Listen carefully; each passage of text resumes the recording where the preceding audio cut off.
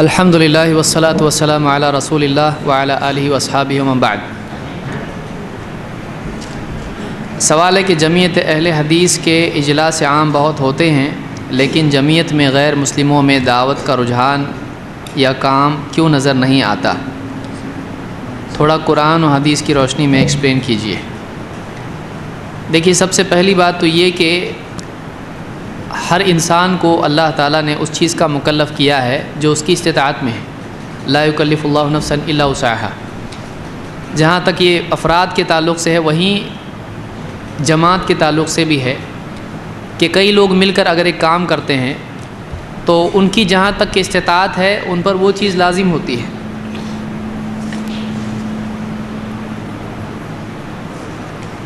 ہندوستان کے سیاسی پس منظر میں اور مسلمانوں کی علمی لیاقت اور اسی طرح سے وسائل کے اعتبار سے اگر دیکھا جائے تو اتنے بڑے پیمانے پر یہ کام نہیں کیا جا سکتا ہے کہ سارے غیر مسلموں کو دعوت دینے کا ایک نظام یہاں بنے، لیکن یہ چیز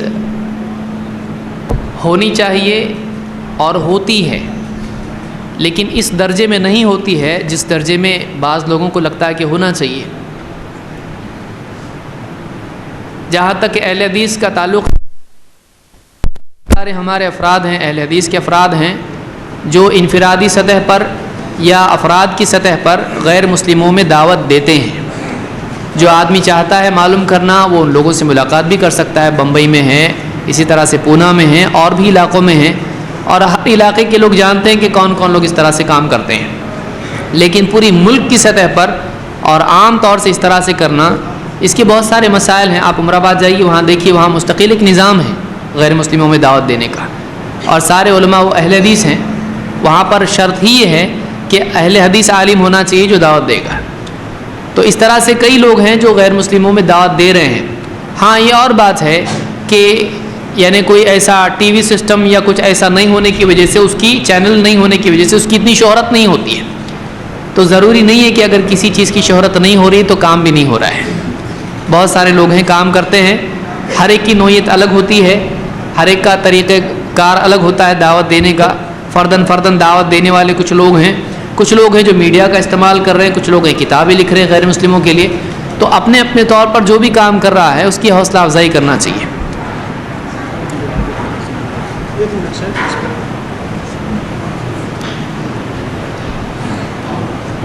معزز حاضرین، ابھی جیسا کہ شاید میں آپ کو اس سلسلے میں جواب دیا ہے، اکثر بیشتر جو میں نے دیکھا ہے کہ خاص مکتب فکر سے تعلق رکھنے والے جو اپنے پروگرام میں کسی غیر مسلم کو دعوت دے کر ان کا تاثرات پیش کروا دیتے ہیں، تو وہ یہ سمجھتے ہیں کہ ہم نے غیر مسلموں میں دعوت پیش کر دیا ہے۔ حالانکہ میں نے بڑی باریک بینی سے ان کی تحریک کا جائزہ لیا، ان کے پروگرام میں شرکت کیا، تو ایسا مجھ کو کبھی نہیں نظر آیا کہ ان کی دعوت سے کسی نے اسلام قبول کیا۔ کسی غیر مسلم کو اسٹیج پر بیٹھا کر وہ ان کے تاثرات اپنے پروگرام میں کروا دیتے ہیں، اور وہ اپنے نفس کو تسکین دلاتے ہیں کہ ہم نے دعوت کا کام انجام دیا ہے اور اہل حدیث کے یہاں اس کا کوئی کام نہیں ہو رہا ہے۔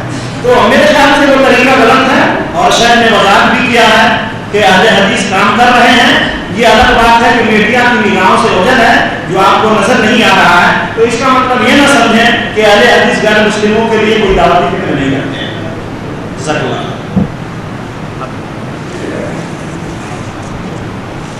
ممبئی میں اللہ کے فضل و کرم سے ایک ادارہ ہی قائم ہے جو صبح شام اس کام میں لگا ہوا ہے،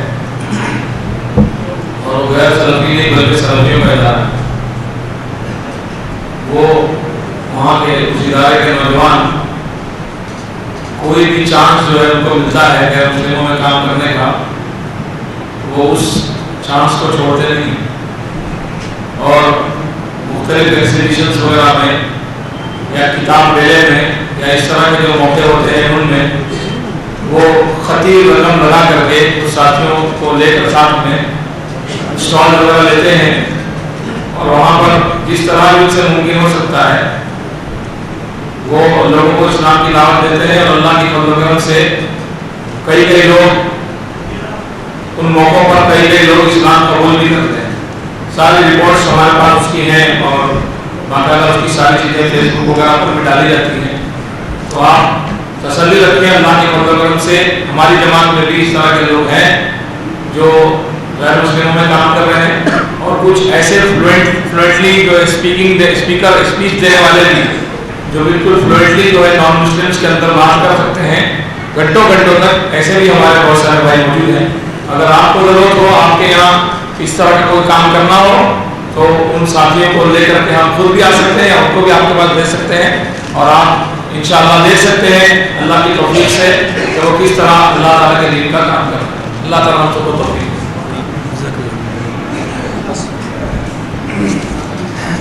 سوال ہے کہ کیا سوال کے جواب میں اختصار سے کام لیجیے چونکہ وقت بھی کم ہے, سوال آتے رہیں گے. ٹھیک. سوال ہے کہ کیا فرماتے علماء دین مسئلہ حاضہ کے بارے میں پل صراط کا معاملہ حساب و کتاب سے پہلے ہوگا یا بعد میں؟ پل صراط کا معاملہ حساب و کتاب کے بعد ہوگا, اور بعض روایت میں ہے کہ پل صراط سے یعنی پہنچنے کے پہلے قریب ہی کچھ لوگوں کو روک لیا جائے گا, اس طرح سے بھی روایت ہے, اور جو حقوق جن کے باقی ہوں گے ان کو حقوق دلائے جائیں گے. سوال ہے کہ خاتون کے شوہر کا انتقال ہو چکا ہے, خاتون کی عمر 60 سے 65 سال ہے, وہ عدت کے دنوں میں سفر یا بس کا سفر کر سکتی ہے یا نہیں, اور شادی میں جا سکتی ہے یا نہیں؟ عدت کے دنوں میں یعنی بلا وجہ کہیں جانا نہیں چاہیے. اگر واقعی جیسے ڈاکٹر وغیرہ کا معاملہ ہے یا کچھ اور معاملہ ہے تو سفر کر سکتی ہے, لیکن ایسا غیر ضروری سفر نہیں کرنا چاہیے. شادی وغیرہ میں اگر بہت ضروری چیز ہے, یعنی گھر ہی کا معاملہ ہے, اچانک انتقال ہو گیا تھا, تو ایسی صورت میں جا سکتی ہے, ورنہ نہیں.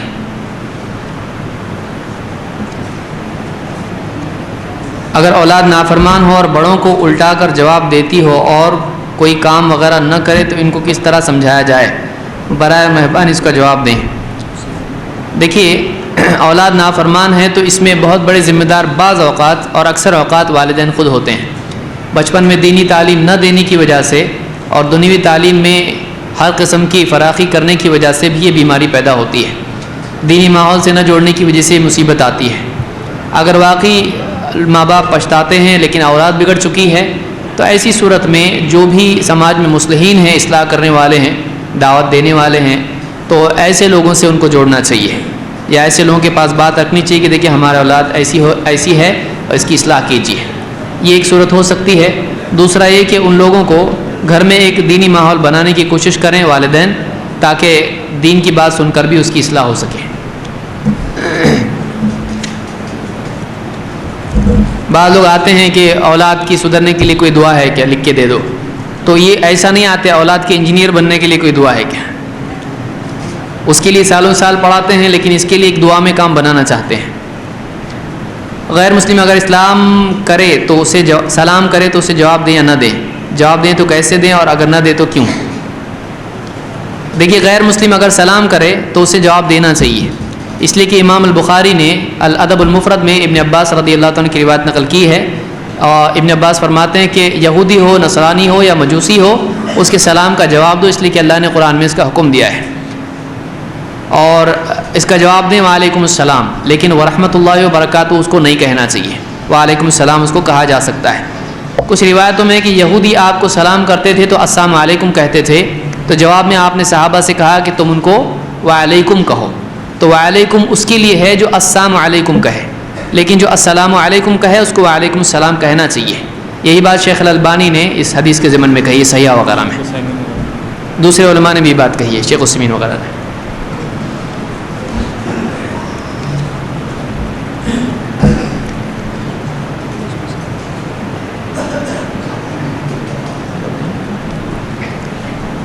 سوال ہے کہ نماز جماعت کا وقت ہو چکا, مسجد گھر سے بہت دور ہے, اگر پیدل چلا جائے تو جماعت ملنا ناممکن ہے, سواری کا ذریعہ بھی نہیں ہے, تو کیا ایسی حالت میں اسی نماز کو گھر پر ادا کر لینا بہتر ہے, یا جماعت نہ ملنے پر بھی اسے مسجد جا کر ہی ادا کرنا چاہیے؟ اگر بالکل یقین ہو کہ ایک آدمی مثلا 15 منٹ مسجد پہنچنے کے لیے اس کو لگتے ہیں اور 5 منٹ جماعت کے لیے باقی ہیں, تو ظاہر بات ہے کہ بہت ممکن ہے جماعت ہو جائے گی. اگر اس کو ایسا لگتا ہے کہ جماعت مل سکتی ہے تو اس کو جانا چاہیے, اور اگر اس کو لگتا ہے کہ یقینی طور پر جماعت کا وقت نکل چکا ہے تو وہ اپنے گھر پر پڑھ سکتا ہے, مسجد کے لیے جانا اس کے لیے ضروری نہیں ہے. ابن مسعود رضی اللہ عنہ جا رہے تھے مسجد کی طرف, دیکھا لوگ جماعت سے واپس آ رہے ہیں اپنے ساتھ میں دونوں تابعین کو لے کے وہ اپنے گھر گئے اور وہاں جماعت بنا کے انہوں نے نماز پڑھی. تو مسجد کے علاوہ باہر نماز پڑھی جا سکتی ہے اگر چھوٹ جائے تو. ہاں یہ اور بات ہے کہ یہ ایسی صورت میں عذر ہے، ورنہ آدمی کو عادت یہ نہیں بنانا چاہیے کہ چلو اب تو جماعت ہو چکی ہوگی.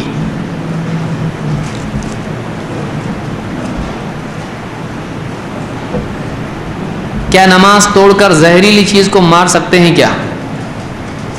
اگر واقعی سامنے ہو اور خطرہ ہو اس سے تو مار سکتے ہیں، ورنہ یعنی کوئی ضرورت نہیں ہے اس کی. اگر واقعی معلوم ہوتا ہے گھر میں سانپ آ گیا ہے، کچھ اور چیز ہے اس طرح سے زہریلی، اور کسی کو اس سے نقصان ہونے کا یقین ہو تو آدمی نماز میں ہی اس کو مار سکتا ہے. نماز توڑنے کی ضرورت نہیں، نماز باقی رہے گی اس کی. حدیث میں حرم میں بھی یعنی اس طرح کی چیزوں کو مارنے کا حکم ہے، چاہے آدمی نماز میں ہو. عقرب وغیرہ، بچھو وغیرہ کے بارے میں آیا، کوا ہے اور دوسری بھی چیزیں اس میں آئیں. ان شرٹ پہن کر نماز پڑھنا درست ہے یا نہیں؟ دیکھیے قمیص اتنی آدمی اندر ڈال دے کہ سجدے میں سرین دکھائی دے، یہ نماز کی خرابی کے لیے یعنی خرابی اس سے ہوتی نماز میں. آدمی قمیص باہر چھوڑ دے اور نماز پڑھے تو اس طرح سے مطلب ان شرٹ کر کے نماز پڑھنا مناسب نہیں ہے. آدمی قمیص باہر رکھے، یہ کپڑا سمیٹنے میں بھی آتا ہے جو حدیث میں منع کیا گیا ہے. سوال ہے کہ نکاح کے بعد کیا بیوی کی اہمیت کچھ نہیں رہتی، اور کیا اس پر ظلم کرنا اور دباؤ ڈالنا اور اس کے ماں باپ کو برا بھلا کہنا درست ہے؟ اس کے ساتھ کیسا سلوک کرنا ہے؟ برائے مہربانی اس کی وضاحت کریں. دیکھیے عام طور سے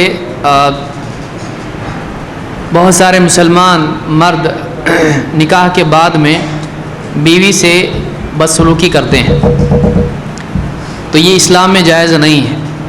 اللہ تعالیٰ ظلم کو پسند نہیں کرتا ہے. اللہ تعالیٰ نے اپنے اوپر اس بات کو حرام کیا ہے کہ ظلم کرے، اور اللہ تعالیٰ نے بندوں پر بھی حرام کر دیا ہے کہ آپس میں ایک دوسرے پر ظلم کریں. تو بیوی کے ساتھ میں سلوک کیسا ہونا چاہیے؟ آپ صلی اللہ علیہ وسلم نے ایک حدیث میں صحابی کو وہ چیزیں بتائی. آپ نے کہا جو تو کھائے اسے کھلا. صحابی آیا آپ سے پوچھا ہم پر بیویوں کا کیا حق ہے؟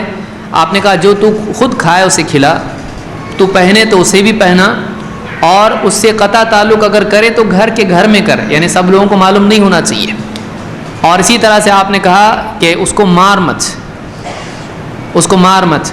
تو بیوی کے ساتھ میں مار پیٹ کرنا، اس کو زبانی اعتبار سے تکلیف دینا، یا بعض اوقات اگر دہیج نہیں لاتی ہے تو گھر کے افراد بھی اور خود شوہر بھی بعض اوقات کہتا ہے کہ تم نے کچھ نہیں دیا، تیرے ماں باپ کے پاس کیا ہے، اور میں اتنا پڑھ لکھ کر مجھ کو اتنا سب کچھ میں نے کیا، اور یہاں کہ تو میرے گھر میں بسی ہے لیکن تیرے ماں باپ نے مجھ کو کچھ نہیں دیا.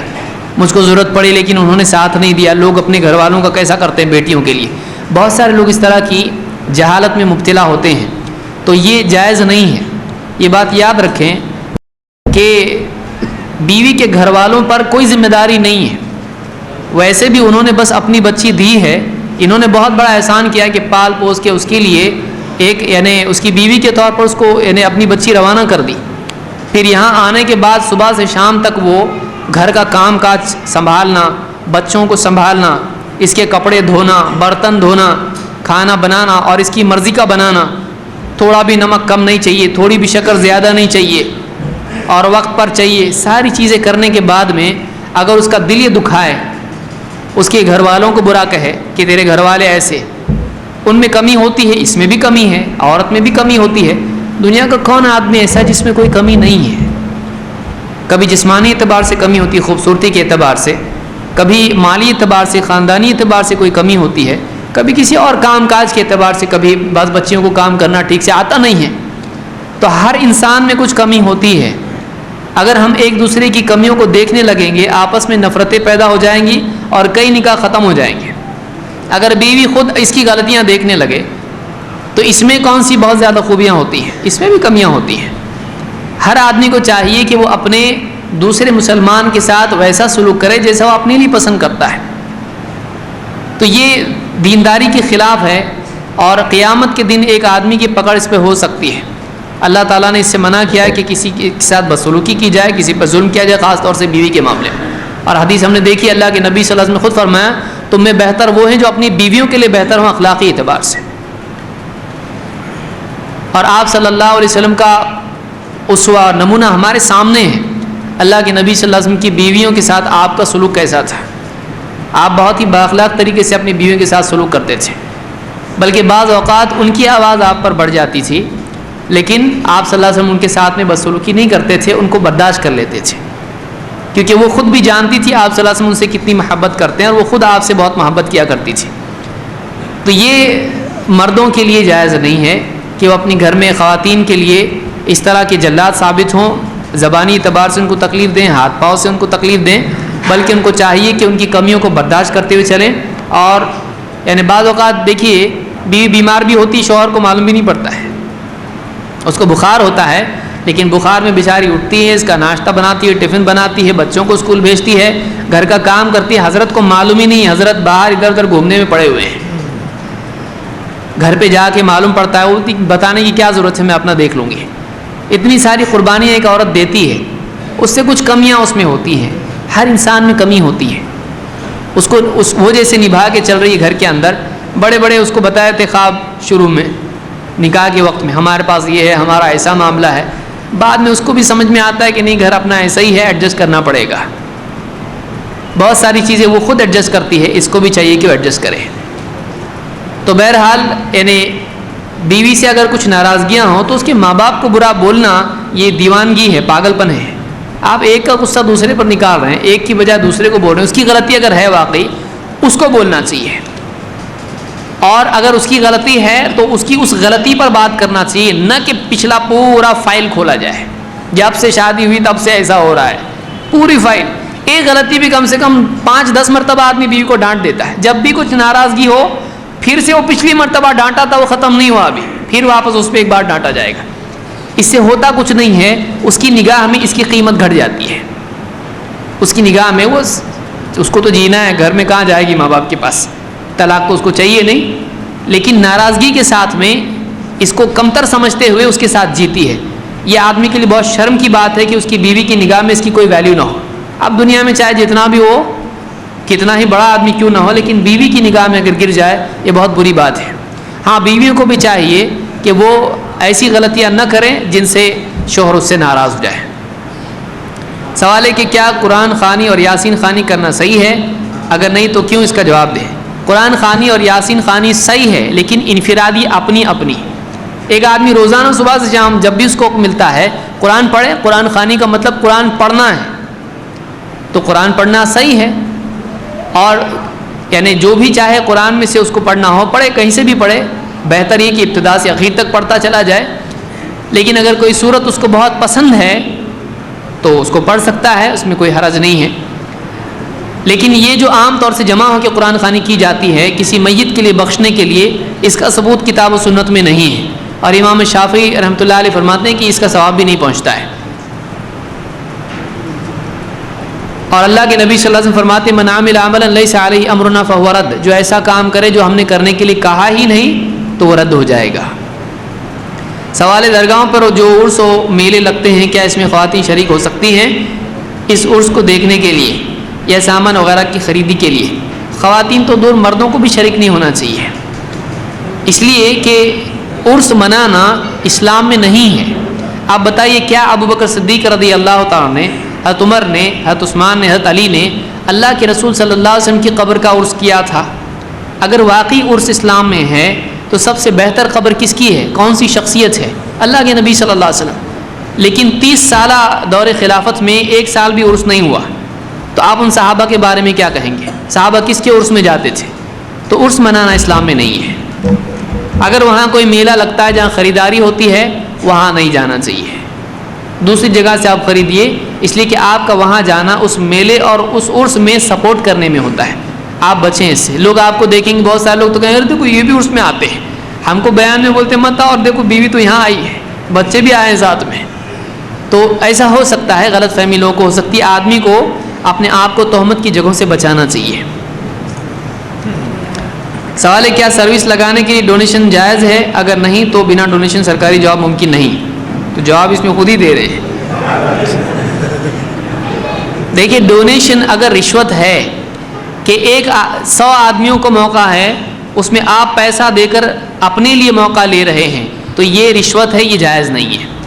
لیکن اگر ایسا ہے کہ یعنی آپ کے لیے وہ حق آپ کا بنتا ہے، لیکن اس کے بغیر آپ کو سامنے والا دے نہیں رہا ہے اور وہ حق آپ کا ہے، تو ایسی صورت میں جیسے عام طور سے بہت سارے اداروں میں فائل آگے چلانے کے لیے، جبکہ اس میں کوئی پرابلم نہیں ہے، صرف آپ کو پیسہ کچھ دیے بغیر آپ کو نہیں ملے گا، یا آپ کو مثال کے طور پر یعنی جو آپ کا یعنی پاسپورٹ وغیرہ ہوتا ہے، اس میں پولیس آپ کی چھان بین کر کے آپ کو دے سکتا ہے، کوئی مسئلہ نہیں، لیکن جب تک کہ آپ دو گے نہیں، آپ کو کم سے کم 50 چکر مارنے پر مجبور کرے گا۔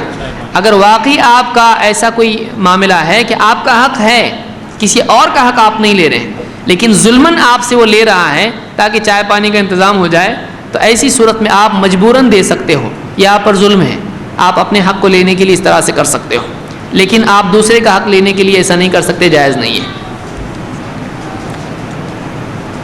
کیا بغیر محرم کے چھوٹا سفر کرنا جائز ہے؟ جواب دیں۔ دیکھیے، بغیر محرم کے جو سفر قصر کا ہوتا ہے جائز نہیں ہے۔ اللہ کے نبی صلی اللہ علیہ وسلم نے فرمایا کہ جو عورت اللہ اور آخرت پر ایمان رکھتی ہے وہ ایک دن رات کا سفر بغیر محرم کے نہ کرے، تو ایسا سفر نہیں کرنا چاہیے جو قصر کا ہو۔ عام طور سے اس دور میں ایک دن رات میں قصر کا سفر طے ہوتا تھا، منزلیں ان کی ہوا کرتی تھیں، تو اکیلے خاتون کے لیے سفر کرنا جائز نہیں ہے جس میں قصر ہوتا ہے، لیکن اپنے ہی علاقے میں اگر کچھ خریداری کے لیے جانا ہے تو اس میں کوئی حرج نہیں ہے۔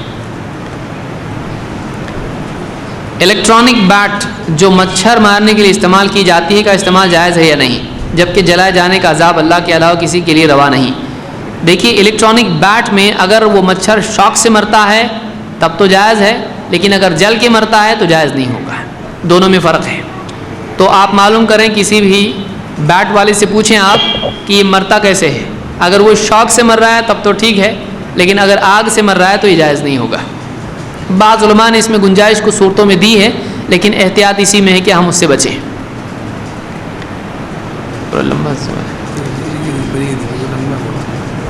سوال ہے کہ داڑھی کتنی ہونی چاہیے، قرآن و حدیث کی روشنی میں بتائیے۔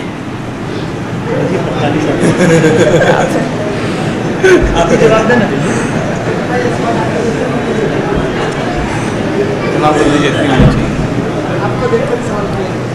جی دے دیجیے نا سر،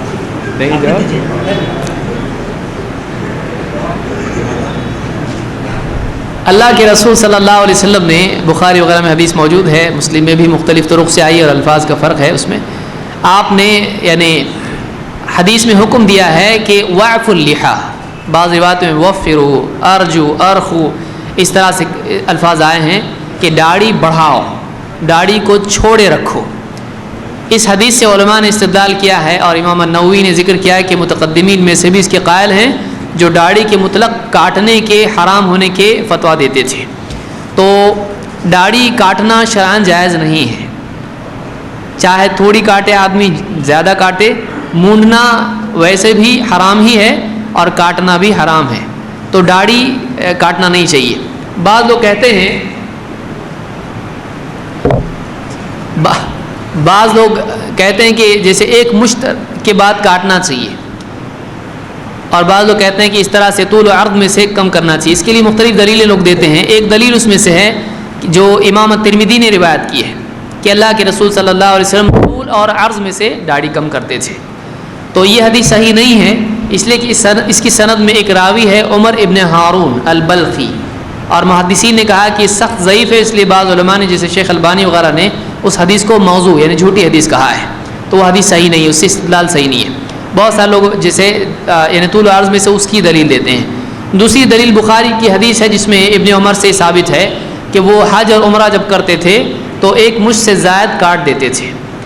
اس کے مختلف اقوال علماء کے سلسلے میں ہیں، لیکن اس میں یہ بات یاد رکھیں کہ اس حدیث میں یہ نہیں ہے کہ عام طور سے داڑھی کاٹی جاتی تھی، اس حدیث میں یہ ہے کہ جب وہ حج اور عمرہ کرتے تھے تو ایک مشت سے زائد کاٹ دیتے تھے۔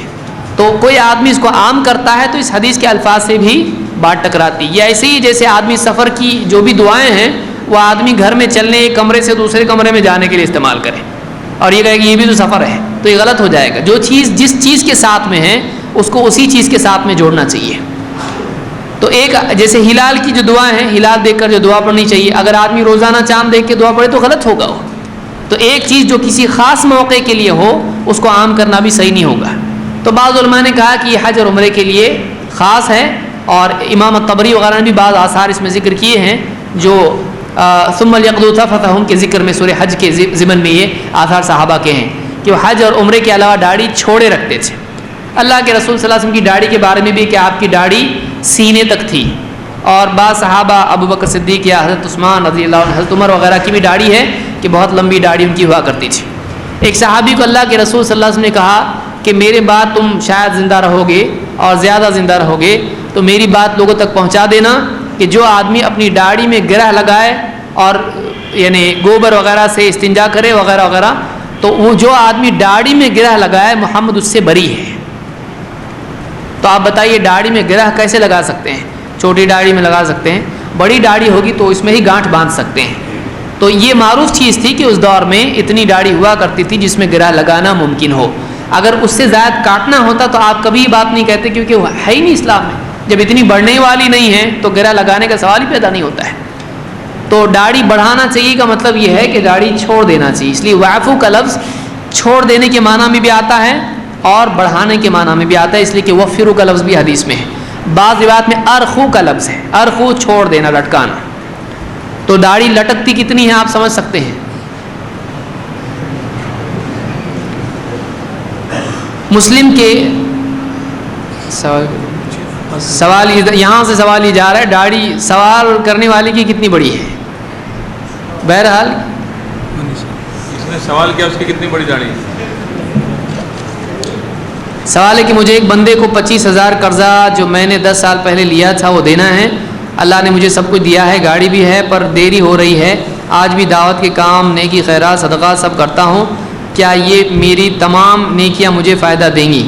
آج وہ 25,000 10 سال پہلے 3 لاکھ کے برابر ہیں.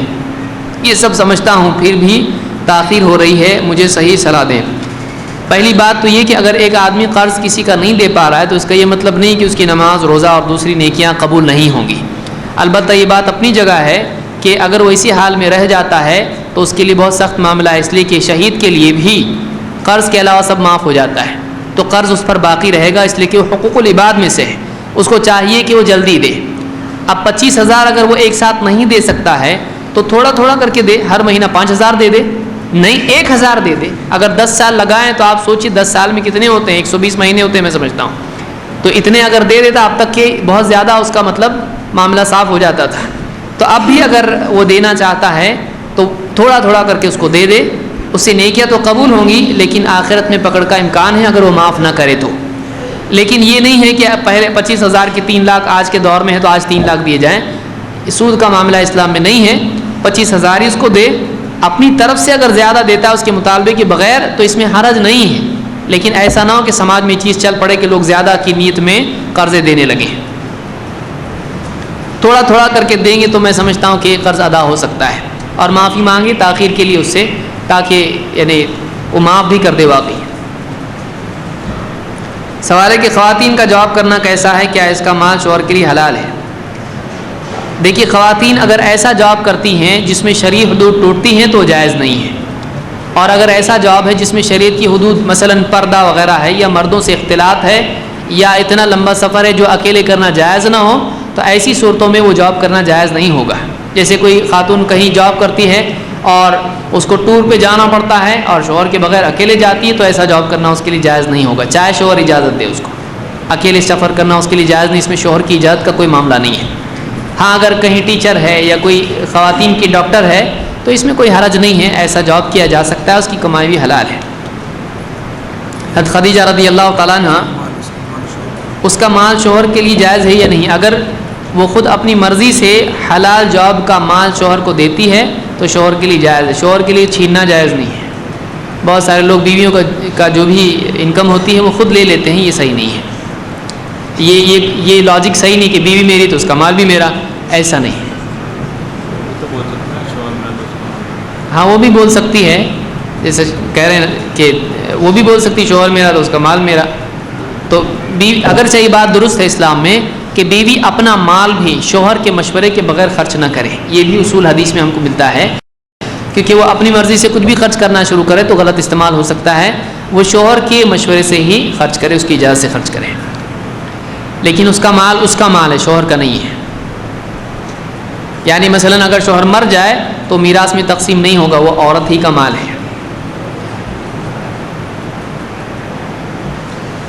اللہ سے ایسی کوئی چیز مانگنا چاہ رہا ہے جو دنیاوی طور پر ضروری ہے پر وہ دنیا دعاؤں سے بھی نہیں مل رہی تو کیا کرنا چاہیے؟ کوشش سے بھی نہیں مل رہی تو میں سمجھتا ہوں انتظار کرنا چاہیے. اگر کوئی چیز کوشش سے بھی نہیں مل رہی ہے، دعاؤں سے بھی نہیں مل رہی، تو پھر کیسے ملے گی؟ دو ہی راستے ہیں، یا تو کوشش کی جائے یا پھر دعا کی جائے، اور دونوں کو جمع کیا جائے. پھر بھی نہیں مل رہی ہے تو پھر انتظار کیا جائے. اگر پھر بھی نہیں مل رہی ہے تو اللہ اس کا بدلہ آخرت میں دے گا. جی، یہ آدمی صبر کر لے، اللہ سے راضی رہے. کوئی چیز نہیں مل رہی ہے، اللہ نہیں دے گا تو نہیں ملے گی. اللہ کے دینے سے ملتا ہے، کوششوں سے بھی نہیں ملتا ہے. کوششیں ایک ذریعہ ہیں. اللہ تعالیٰ اگر نہ چاہے تو ساری کوششوں کے باوجود بھی انسان کو نہیں ملتا ہے. تو اگر نہیں مل رہا ہے تو کچھ چیزوں کا نہ ملنا بھی اچھا ہوتا ہے. کچھ چیزیں انسان کو نہ ملیں یہ بھی اللہ کا احسان ہوتا ہے. دینی ترقی ہوتی ہے، تقدیر پر مزید انسان کو بھروسہ ہوتا ہے، صبر کا اجر اس کو ملتا ہے، اور اپنی محدودیت بندگی کا اعتراف کرنے کی عادت پڑتی ہے. اسی طرح سے دوسروں کی تکلیف کا احساس پیدا ہوتا ہے. بہت فائدے اس میں ہیں، تکبر ٹوٹتا ہے اس کا.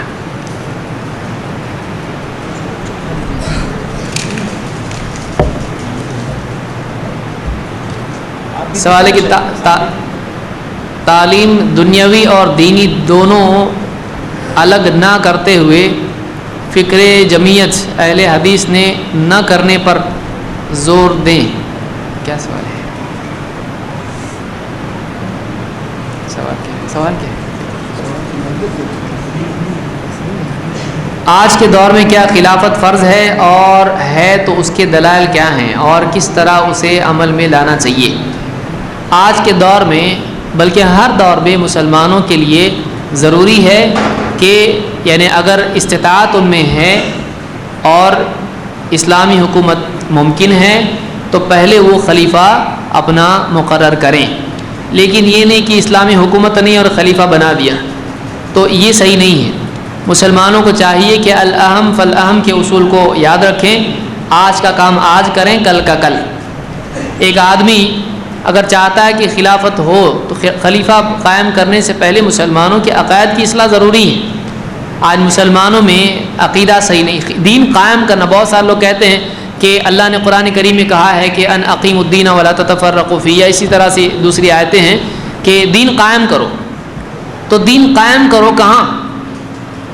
زندگیوں میں خود اپنی قائم نہیں ہے، ساری دنیا میں قائم کرنے کی باتیں ایک آدمی کرے.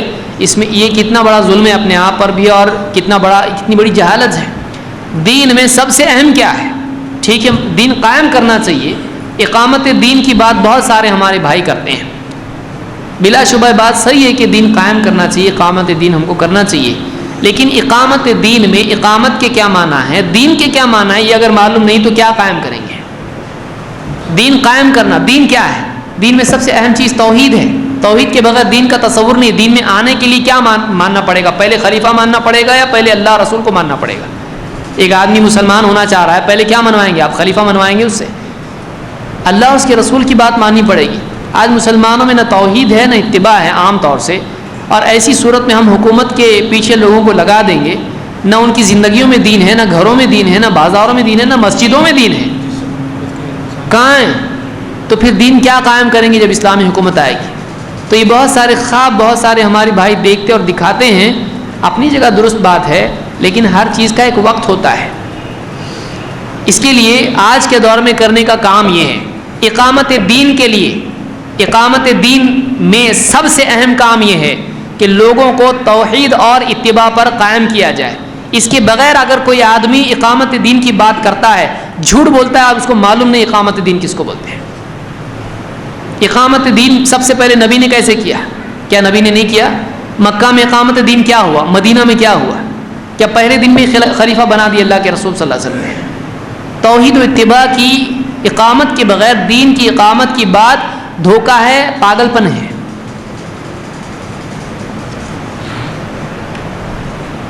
سوال ہے کہ جو بچے بلوغت سے پہلے وفات پاتے ہیں تو کیا وہ جنتی ہیں، اور ان کے والدین کے لیے کیا اجر ثواب ہے؟ بہت ساری احادیث اس سلسلے میں آئی ہیں کہ جو بچے بلوغت سے پہلے وفات پا جاتے ہیں، قیامت کے دن وہ جنت کے دروازے پر انتظار کریں گے اپنے ماں باپ کا، اور ہاتھ پکڑ کر ان کو جنت میں لے جائیں گے. اس میں خود استدلال موجود ہے کہ وہ جنت میں جائیں گے، اس لیے کہ اس میں عموم ہے، اس میں کچھ بچوں کا ذکر نہیں بلکہ سارے بچوں کا ذکر ہے۔ اور اللہ کے رسول صلی اللہ علیہ وسلم نے معراج کی رات میں دیکھا کہ مسلمانوں کے جو بچے فوت ہوتے ہیں ابراہیم علیہ السلام ان کو سنبھال رہے ہیں، تو اس سے معلوم ہوتا ہے کہ فوت شدہ بچے جنت میں جائیں گے مسلمانوں کے، اور ان کے والدین کے لیے اجر ثواب کیا ہے؟ اگر وہ صبر کرتے ہیں اس پر، اللہ سے راضی رہتے ہیں، تو ان کے بچے ان کو جنت میں لے جائیں گے۔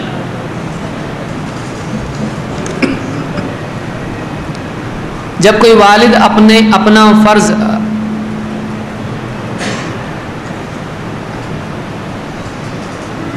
کیا ہے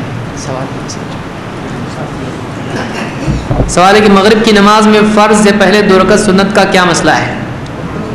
مغرب کی نماز میں فرض سے پہلے 2 رکعت سنت صحابہ پڑھا کرتے تھے، اللہ کے رسول صلی اللہ علیہ وسلم کی زندگی میں آپ نے اس سے منع نہیں کیا، وہ جلدی جلدی پڑھ لیتے تھے۔ آپ صلی اللہ علیہ وسلم کی زندگی میں صحابہ اس کا اہتمام کرتے تھے، اور جو چیز عبادتی امور میں سے صحابہ خصوصاً آپ کی زندگی میں کرتے ہوں وہ بھی مستحب ہوتی ہے، بعد میں کریں تب بھی مستحب ہے، لیکن خصوصاً اللہ کے رسول صلی اللہ علیہ وسلم کی زندگی میں ایک عبادتی عمل ہو رہا ہے اور آپ صلی اللہ علیہ وسلم سے منع نہیں کر رہے ہیں، تو معلوم ہے کہ یہ بھی دین ہے، تو یہ پڑھنا چاہیے، کوئی نہ پڑھے تو گناہ گار نہیں ہوگا۔ جماعت المسلمین کے بارے میں بتائیے۔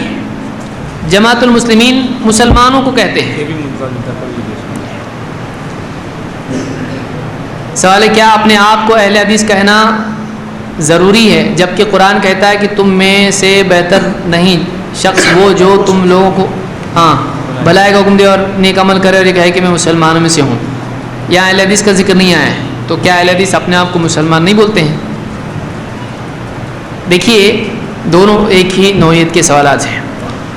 جہاں تک کہ اپنے آپ کو مسلم کہنا ہے تو کسی بھی آپ اہل حدیث کو آپ ایسا لائیے جو کہتا ہو کہ میں مسلمان نہیں ہوں، آپ کو کوئی اہل حدیث ایسا نہیں ملے گا جو اپنے آپ کو مسلمان نہیں کہتا ہو۔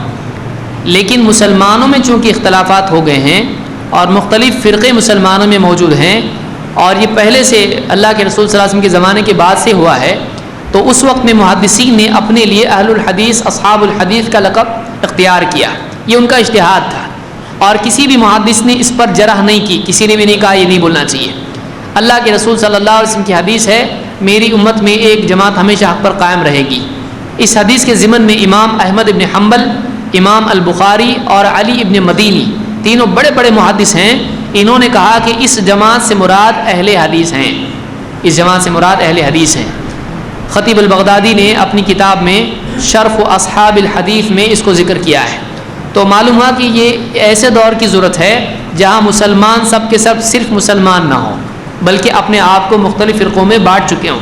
اس وقت مسلمانوں میں سے جو اہل حق ہیں انہوں نے اپنے آپ کو اہل حدیث کہا، اہل حدیث کہا۔ اس کا جواب انشاءاللہ مزید اور گفتگو میں آئے گا مغرب بعد۔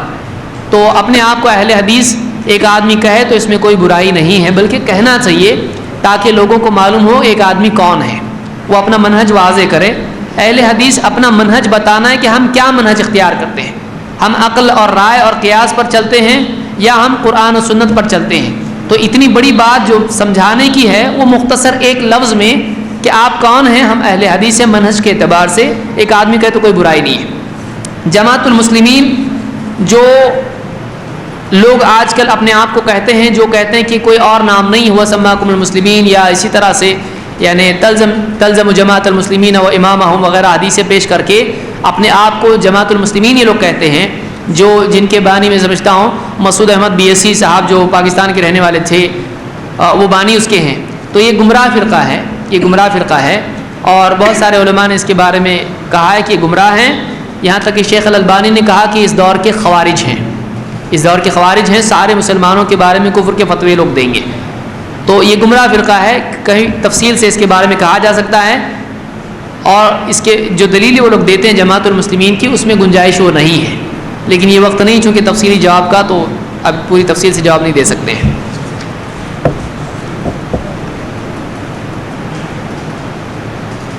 اگر آپ کو پریشان کوئی کر رہا ہے اس سے آپ یہ کہیں کہ اللہ نے کہا ہوا سماکم المسلمین، آپ قرآن و سنت سے کوئی ایسی نص بتا دیں کہ اللہ نے یوں کہا ہو کہ اللہ نے تمہارا نام جماعت المسلمین رکھا ہے، قرآن میں بتا دیں یا حدیث میں بتا دیں، لیکن اس میں یہ ہونا چاہیے کہ تمہارا نام رکھا ہے، صرف لفظ بتانے سے نہیں چلے گا. پھر مومنین بھی ہے, مہاجرین بھی ہے, انصار بھی ہے, بہت کچھ ہے. نام یہ رکھا ہے اس طرح سے ہونا چاہیے کہ تمہارا نام جماعت المسلمین ہے. وہ بھی جماعت المسلمین کون سا؟ گول تا والا نہیں ہے, تلوار والا تا. یہ عربی میں لکھنے کا قاعدہ ہی نہیں. جماعت آپ عربی کسی ڈکشنری سے نکال کے بتا دیں جو ایسا چپٹے تے سے لکھا ہوا, ایسا کہیں بھی نہیں. ان کی ساری کتابوں پہ ایسا لکھا ہوا ہے. اگر اہل حدیث مسجد کہیں نہ ہو تو کیا ہم لوگ حنفی مسلک والوں کے پیچھے نماز پڑھ سکتے ہیں یا نہیں؟ اگر آپ امام کے بارے میں کوئی بات نہ جانتے ہو, بس وہ حنفی ہے, اس کے پیچھے نماز پڑھی جا سکتی ہے. حنفی, شافعی, حنبلی, مالکی کسی کے بھی پیچھے نماز پڑھ سکتے ہیں, کوئی حرج نہیں ہے اگر اہل حدیث مسجد نہ ہو تو. اگر اہل حدیث مسجد ہے تو اسی امام کے پیچھے پڑھیں جس کا عقیدہ, جس کے معاملات سب درست ہوں.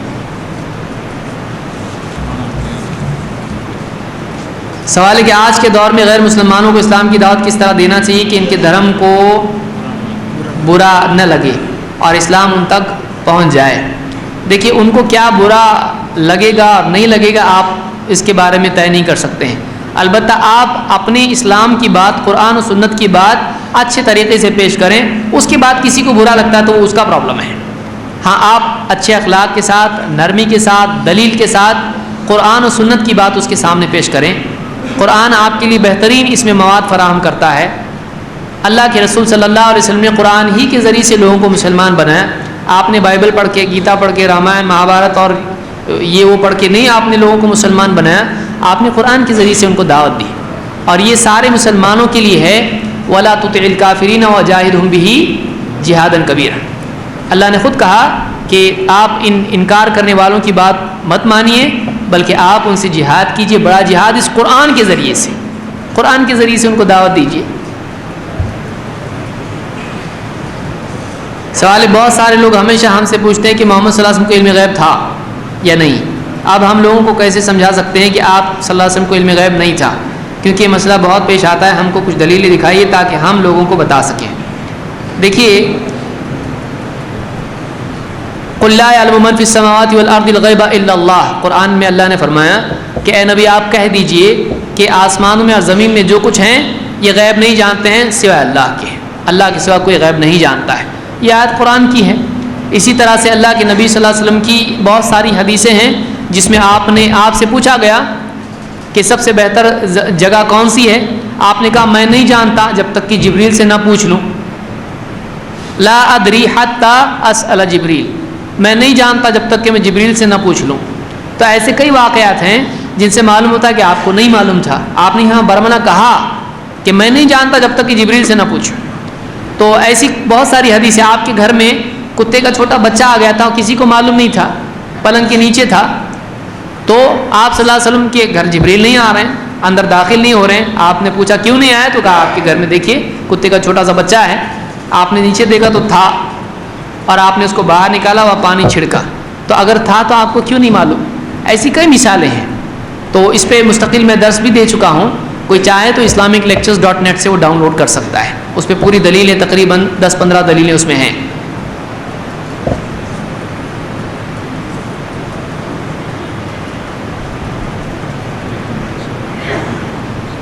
اپنی کمائی سے اپنے والدین کو عمرہ حج کو روانہ کر سکتے ہیں یا نہیں؟ پہلے خود جانا ضروری فرض ہے یا نہیں؟ دیکھیے, اگر کسی کے پاس مال ہے اور والدین کے ساتھ وہ حج کو جا سکتا ہے تو بہت اچھا. اگر ایسا لگتا ہے کہ یہ بعد میں رہیں نہ رہیں, آج ان کی عمر ایسی ہے, اگر وہ یہ سوچے کہ پہلے یہ کر لیں, میرے پاس زندگی ہے, میں پھر سے اور کما کے جا سکتا ہوں, تو بھی کوئی حرج نہیں. لیکن آدمی کو چاہیے کہ حج میں جلدی کرے, تاخیر نہ کرے. مسجد میں کرسی رکھ سکتے ہیں یا نہیں, اور کیا ٹیبل بھی رکھ سکتے ہیں یا نہیں؟ تقریر وغیرہ کرنے کے لیے کیا ہے, ٹھیک ہے بتائیے.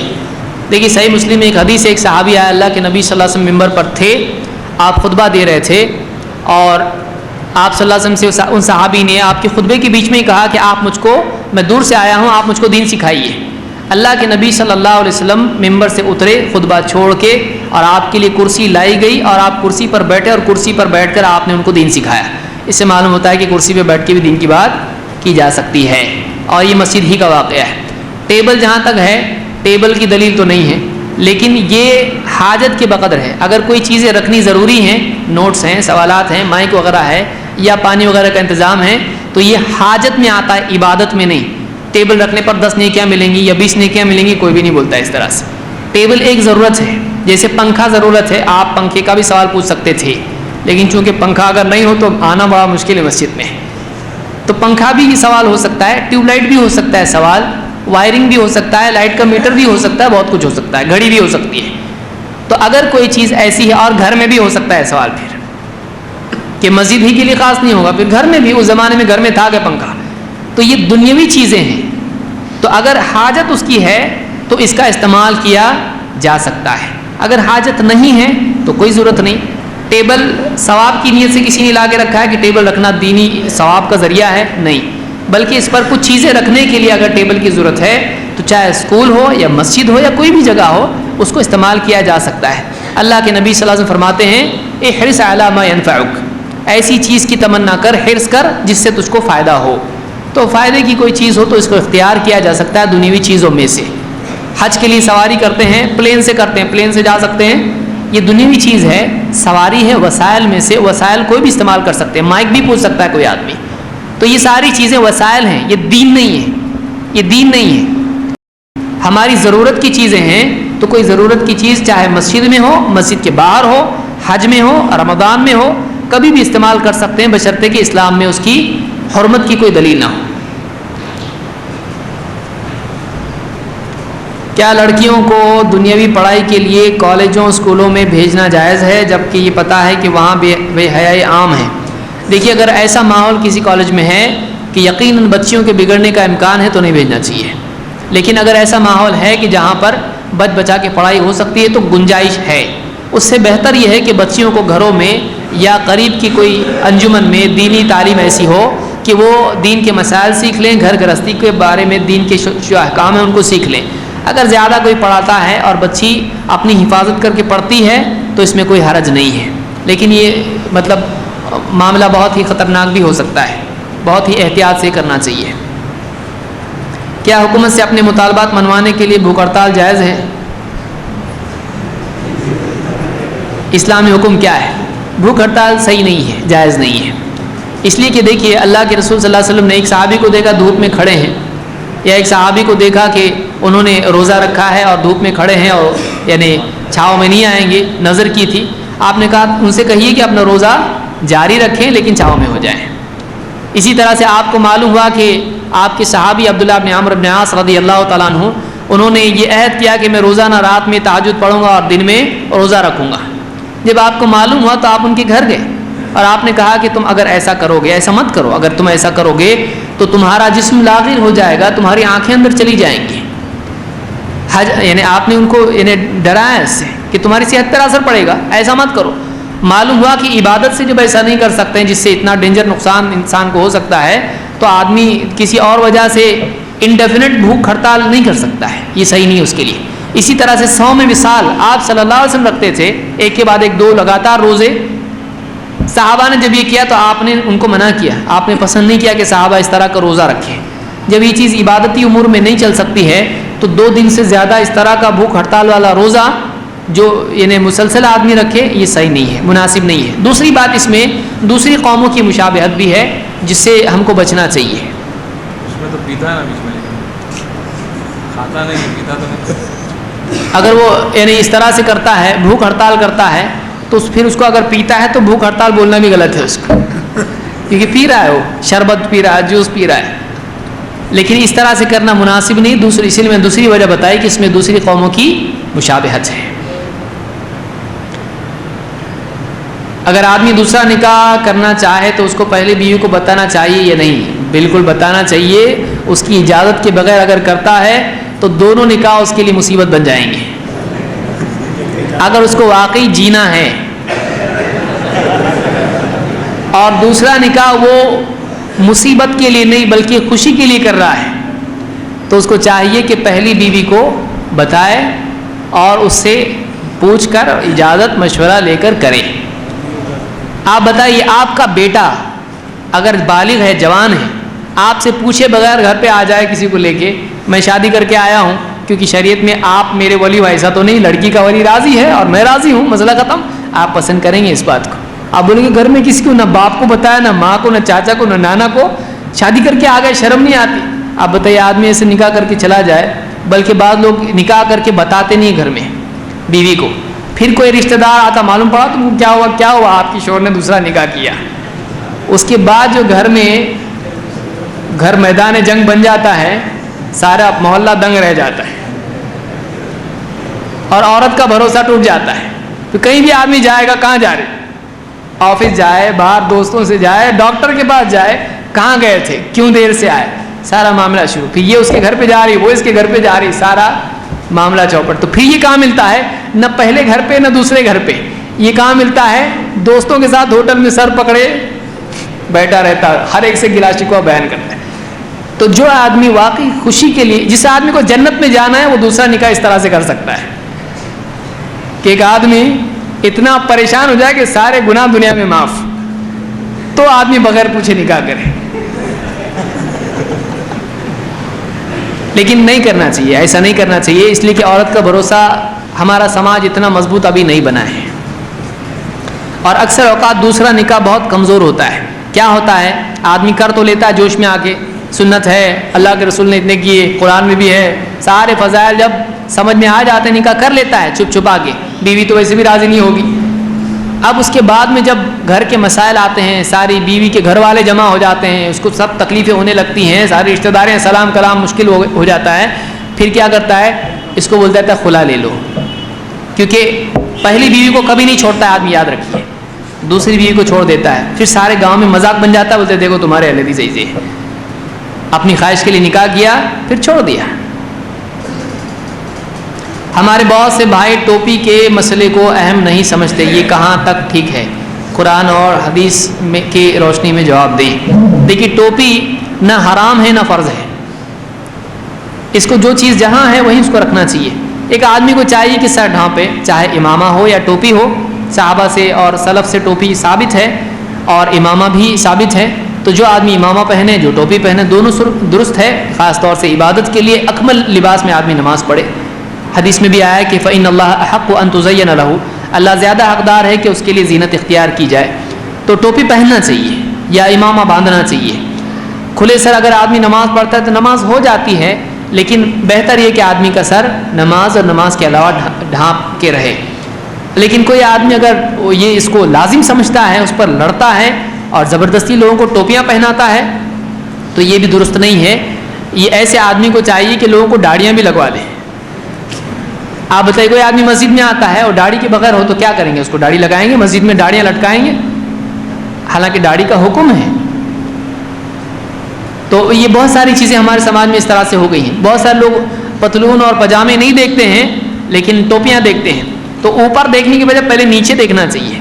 اگر ٹخنوں سے نیچے ہے تو گناہ ہے یہ، لیکن اگر ٹوپی آدمی نہیں پہنے تو گناہ نہیں ہے، بس یہ اسلامی ادب ہے، بہتر ہے کہ آدمی ٹوپی پہنے۔